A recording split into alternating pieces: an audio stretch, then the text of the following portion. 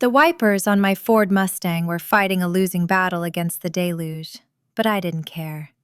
The rhythm, thwack, thwack, thwack, sounded like a heartbeat, a countdown. My sister Martha's voice crackled through the speakers, reminding me that the Wolf family didn't just ruin our lives, they practically pulled the trigger on our parents.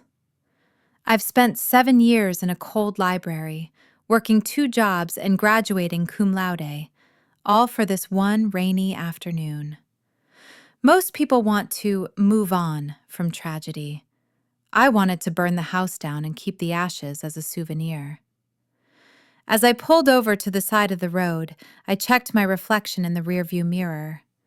My eyes weren't just aquamarine, they were cold.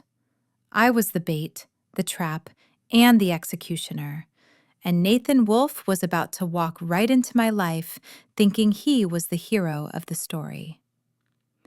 What would you do if your own family was destroyed by someone else's greed?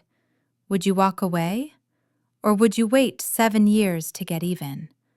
Let me know in the comments. To understand why I was standing on a soaked shoulder of Route 9 in a pair of ruined heels, you have to understand the smell of a foreclosed home. It smells like damp cardboard and failure. 7 years ago, the Wolfe family was just a name on a letterhead to us, Wolfe Corporation. They were the apex predators of the local manufacturing industry. My father had a small component factory that supplied them for 30 years. He trusted them. He considered Wolfe Sr. a friend. But when the market dipped, the Wolves didn't just tighten their belts, they liquidated their liabilities.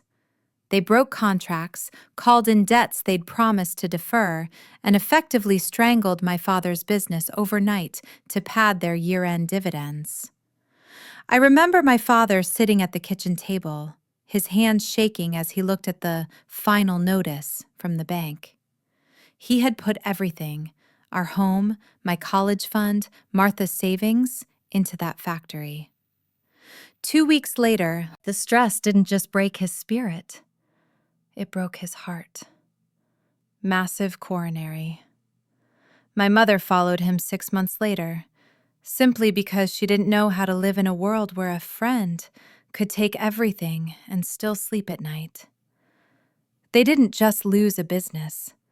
They made the ultimate sacrifice for a man's profit margin. They might as well have pulled the trigger, Martha's voice echoed in my head as I shifted the Mustang into park. Martha was the strong one. She was the one who worked 3 shifts at a diner to make sure I could stay in law school after the estate was gutted. She was the one who lived in a studio apartment that smelled like fry grease so I could buy the textbooks I needed to graduate cum laude. Every late-night study session, every hour I spent in the law library memorizing corporate loopholes and acquisition statutes was fueled by the memory of my mother's silent tears and my father's empty chair. I didn't want to be a lawyer to help people. I wanted to be a lawyer so I could understand the language of the people who destroyed us. I wanted to learn how to kill a giant from the inside out. "You've got the edge, Barb," Martha had told me this morning, her voice thick with a pride she tried to hide. "You're smarter than them. You're hungrier. And they have no idea you're coming." That was the key. The name Reed is common enough to be invisible. We were just 2 more girls lost in the shuffle of a corporate takeover. We didn't sue. We didn't protest. We disappeared. I spent months tracking Nathan Wolfe's routine. I knew he took the back road home on Thursdays. I knew he had a savior complex, the kind of rich boy arrogance that made him want to help damsels so he could feel like he earned his privilege. I looked at the black suitcase in my trunk. It contained my life. The forged credentials, the burner phones, the research on their debt-to-equity ratio, and the absolute proof of the illegal insider trading Wolfe Sr. had used to crush my father. I wasn't just a girl with a flat tire. I was the manifestation of 7 years of accumulated rage. I was the debt they forgot to pay, coming due with interest. I took a deep breath, stepped out into the rain, and felt the cold water soak through my blouse. I looked at the lug nuts on my front wheel. I'd loosened them just enough. "I'm precisely where I need to be," I whispered to the empty road. In the distance, I saw the headlights of a silver European sedan. Nathan. The predator was approaching, but he didn't realize he was already in the cage. The silver sedan slowed as it approached, the engine humming with the kind of quiet power that only comes from money. I didn't look up. I stayed bent over the trunk, my hair plastered to my forehead, purposely fumbling with the spare tire. I needed to look capable, but overwhelmed. The exact combination that makes a man like Nathan Wolfe feel necessary. He parked behind me and stepped out. Through the rain, I caught the silhouette, tall, broad-shouldered, perfectly tailored even in a storm. He kept his distance, a tactical move to show he wasn't a threat. "Need help?" his voice called out, rich and steady. I straightened my back, pulling myself up to my full height. I let my eyes flash with a calculated mix of annoyance and exhaustion. "AAA is on its way," I snapped, my voice loud enough to carry over the rain. "That takes forever," he countered, walking closer. He gestured toward the flat. "Do you have a spare?" I rolled my eyes, a practice gesture of, "I'm not a damsel." "Of course." I turned back to the trunk, putting my weight into lifting the tire. I made sure to let out a strange breath, my muscles tensing under my wet blouse. I knew he was watching. I could feel his gaze drop to the curve of my waist, then back up to my face. I kept my jaw clenched, playing the part of the tough chick who didn't want his charity. The rain started to come down harder. I sat on my haunches next to the wheel, the tire iron in my hand. It was slippery, coated in road grime and water. I placed the tool on the lug nut and used my full weight to turn it. Then, I let my foot slip on the mud. I hit the ground hard. "Shit!"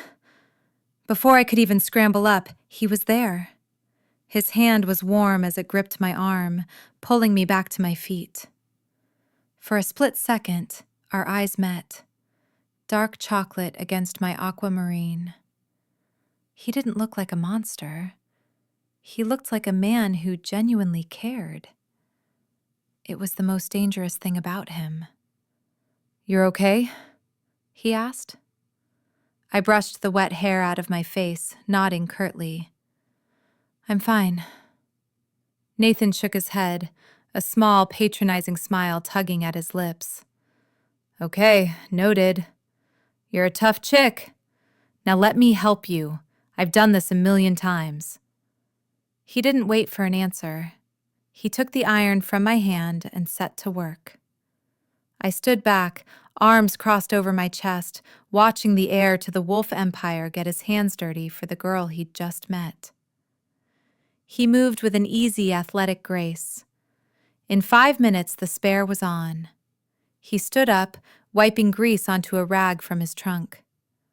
He looked at me, and that spark was there, a predatory heat that had nothing to do with business. "How can I pay you back?" I asked. I made sure my voice was soft, the edge finally gone.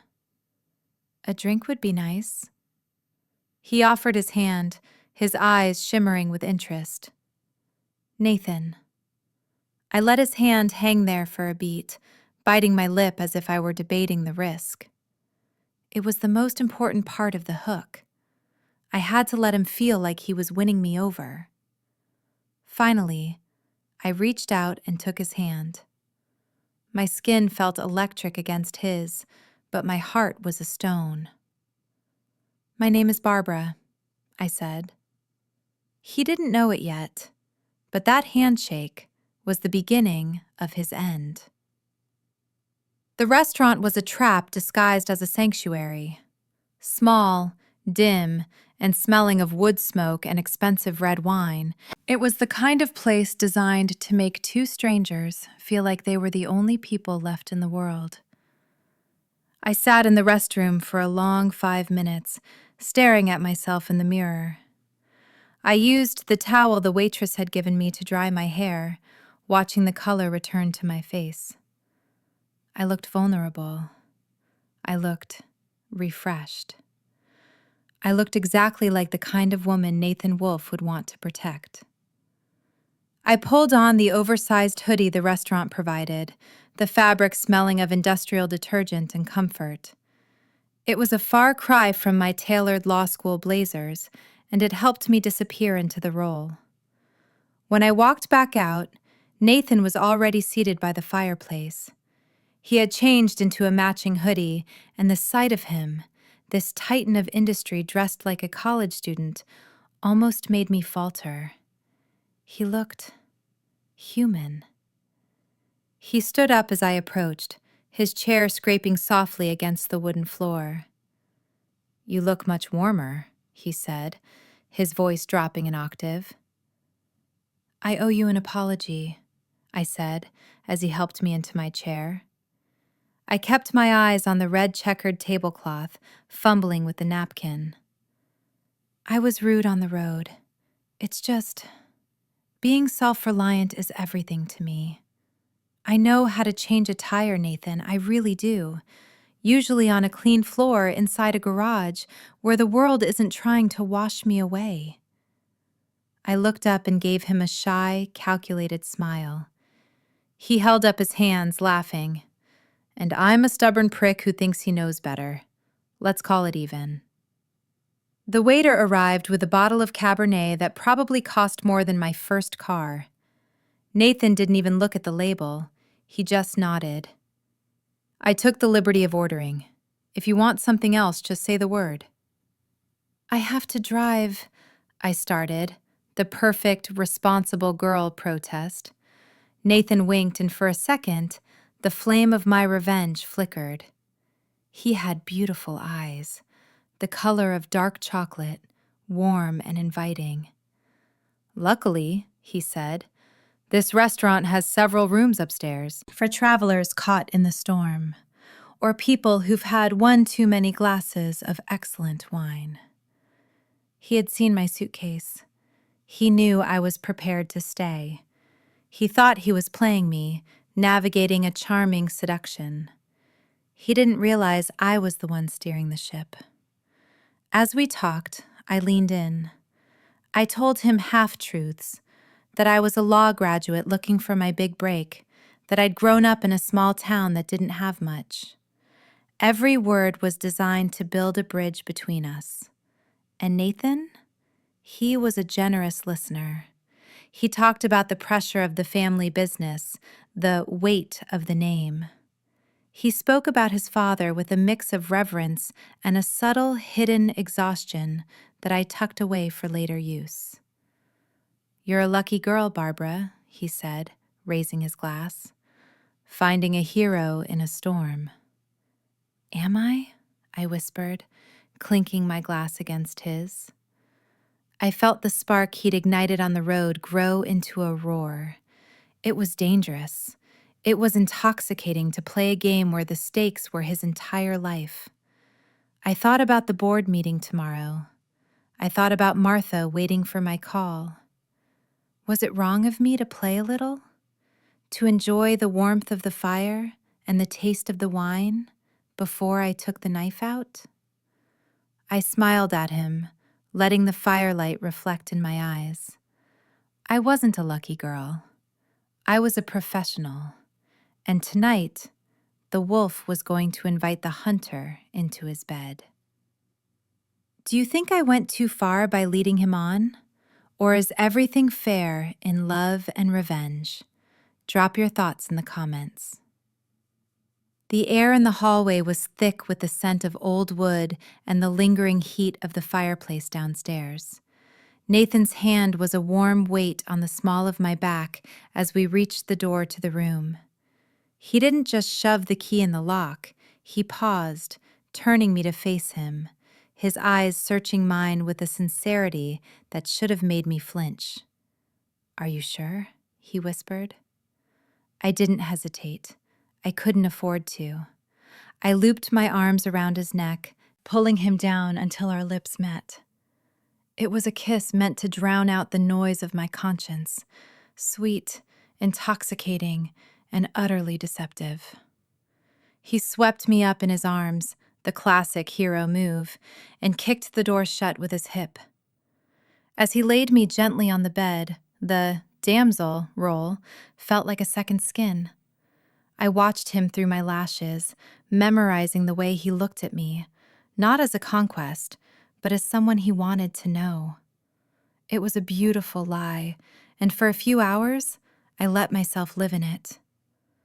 The love-making was slow and intense, a collision of his genuine heat and my practiced surrender. But as the room grew cold and Nathan's breathing synchronized into the heavy rhythm of deep sleep, the lucky girl died. I sat up slowly, the silence of the room ringing in my ears. I looked at him, lying there, vulnerable, his dark curls messy against the white pillow. A pang of regret hit me, sharp and unexpected. He had been a gentleman. He had been kind. If our names were different, if history hadn't been written in the blood of my parents' business, this could have been something real. I pushed the thought away. Focus, Barbara. I moved like a ghost. I reached for his discarded trousers on the floor, my fingers trembling only slightly as I fished into the pocket. There it was, his phone. I knew the passcode. I'd watched him type it at dinner while he was showing me a photo of his dog. 0824. His birthday. Predictable. Arrogant. I tapped it in, and the screen jumped to life, illuminating my face in a ghostly blue light. I didn't have much time. I opened his secure folders, my eyes scanning past personal photos and into the Wolf Corp encrypted drive. My breath hitched. There were the internal memos regarding the liquidation of my father's factory. There were the spreadsheets detailing the illegal buybacks. And there, in a private chat with his father, was the confirmation. The red factory is dead weight. Push the bank to foreclose. We need the land for the expansion. My heart turned to ice. Any lingering trace of guilt evaporated. I didn't just copy the files. I sent a remote access link to Martha's secure server, giving her the keys to their entire digital kingdom. Then, I tucked the phone into my own handbag. He'd wake up thinking he'd lost it in the rain or at the restaurant. By the time he realized it was stolen, it would be too late. I dressed in the dark, my movements efficient and cold. I paused at the door, taking one last glimpse of him. He looked peaceful. He had no idea that the woman he'd just shared his bed with was about to dismantle his legacy before he even finished his morning coffee. I closed the door softly. I didn't look back. I had a boardroom to haunt. The Wolf Corporation boardroom was a cathedral of glass and mahogany, perched high above a city that didn't know it was about to witness a public execution. I walked in at exactly 9 a.m. I had traded the muddy hoodie for a charcoal gray power suit, my hair pulled back so tight it felt like it was holding my brain together. Nathan was there, standing by the window. When he turned and saw me, his eyes lit up with a flash of relief that quickly curdled into confusion. "Barbara, what are you doing here? I woke up and you were gone. I couldn't find my phone. I thought you might have—" "Hello, Nathan," I said, my voice echoing off the sterile walls. "Or should I call you Mr. Wolf?" The air in the room died. Nathan's father, A man whose face looked like it was carved out of granite and spite stood up from the head of the table. Nathan, who is this? We're in the middle of a private acquisition meeting. I'm not here for the meeting, Mr. Wolf, I said, walking to the head of the table. I didn't wait for an invitation to sit. I opened my handbag, pulled out Nathan's phone, and slid it across the polished wood like a spent shell casing. You lost this last night. I took the liberty of keeping it safe. Nathan's face drained of color. He looked at the phone, then at me, the realization hitting him like a physical blow. You were never at that road by accident. I'm hired by Hobstone and Castor, I lied, the name of the private equity firm tasting like copper in my mouth. They sent me to evaluate your assets, specifically to see how easy it would be to buy Wolf Corporation and sell it piece by piece, to turn your legacy into a garage sale. You bitch, Wolf Sr. growled, his face turning a dangerous shade of purple. You think a stolen phone and some corporate posturing is going to stop us? We'll have you arrested for theft before you hit the lobby. You could do that, I said, leaning back. I tapped a key on my own laptop, and the massive projector screen behind me hummed to life. On the screen, the private messages I'd pulled from Nathan's phone appeared in giant glowing letters. The specific orders to crush the Reed factory, the proof of the bank bribes, the illegal buybacks that constituted securities fraud. But if you call the police, I continued, this data goes to the SEC and the federal prosecutor. My sister Martha is sitting on the send button as we speak. This isn't just about my father's factory anymore. This is about the fact that your entire empire is built on a foundation of felony-level greed. I focused on Nathan. He looked shattered. The hero who had changed my tire was gone, replaced by a man who realized he had been the ultimate mark. Barbara Reed, Wolf Sr. whispered, finally connecting the dots. You're the girl from the factory. I'm the girl who watched her father die because you wanted a parking lot, I snapped. I stood up, leaning over the table until I was inches from his face. I'm not working for private equity. I don't want your money. I want your signature. I threw a document onto the table. You're going to sign over the land title of the Reed factory to a nonprofit trust in my parents' name. You're going to pay a settlement that will clear every debt of every small supplier you've squeezed in the last decade. And then, you're going to step down. Both of you.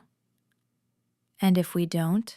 Nathan asked, his voice a hollowed-out version of the one that had whispered to me last night. Then I go to the press. I go to the feds. And by tomorrow morning, the Wolf name won't be worth the paper it's printed on. Wolf Sr. looked at the screen, then at his son. He saw the end. He grabbed a pen, his hand shaking with a rage he couldn't vent, and signed. I picked up the paper, the ink still wet. I looked at Nathan one last time. He looked like he wanted to say something, an apology, a curse, a question. I didn't give him the chance. I turned on my heel and walked out, the sound of my heels on the marble floor the only victory march I needed. Real quick, where are you listening from? Drop your city in the comments. And buckle up, because what happened next changed everything. The glass doors of the Wolf Corporation lobby hissed shut behind me, cutting off the pressurized air of the boardroom. I stepped out onto the sidewalk, and for the first time in 7 years, I didn't feel like I was holding my breath. The rain from yesterday had cleared, leaving the city air smelling of wet asphalt and renewal. I walked 2 blocks before I sat down on a park bench, my legs finally giving way to the adrenaline crash. My hands were shaking, not with fear, but with the sheer weight of the release. I pulled my phone out and dialed Martha. She picked up on the first ring. "Is it done?" she asked. Her voice was thin, brittle with anticipation. "It's done, Martha. I have the signatures. The land is back. The settlement is being wired to the trust. They're finished." There was a long silence on the other end of the line. Then I heard a ragged sob. It wasn't a sound of grief. It was the sound of a debt finally being settled. "Did he—" Martha paused. "Did Nathan say anything?" I looked at the corporate tower reflecting the morning sun. He didn't have to. I saw it in his eyes. He realized that for all their power, they were just men who thought they could take things that didn't belong to them. They forgot that the people they step on have names. I thought about the night before, the fireplace, the wine, the way he'd looked at me. It felt like a lifetime ago, a ghost of a life that could have been, if the world were a kinder place. I didn't feel the sour taste I thought I would. I felt a cold, hard satisfaction. I hadn't just gotten revenge. I had performed surgery on a cancer that had been eating my family for years. "I'm coming home, Martha," I said. "Let's go visit Mom and Dad. We have news." Today, the old red factory doesn't smell like damp cardboard or failure. It smells like fresh paint and possibility. We've converted it into an incubator for small businesses, the kind of place where people like my father can build something without fearing the wolves at the door. Nathan is gone. I heard he took a mid-level job in another city, far away from the shadow of his father's name. Sometimes, when the rain hits the windows of my office, I remember the heat of that fireplace and the way he held my hand. But then I look at the bronze plaque in the lobby that bears my parents' names, and I know I made the right choice. I didn't just survive their betrayal. I used it to build a fortress. They told me I'd never be enough to stop them. They were wrong. I wasn't just enough. I was the end of them. And standing here now, looking at the life I've reclaimed for my family, I don't regret a single second of it. That was my story. Do you think I was right to use Nathan to get to his father? Or was that the one line I shouldn't have crossed? Let me know in the comments. And if you're ready for more stories where the woman gets the final word, hit that subscribe button.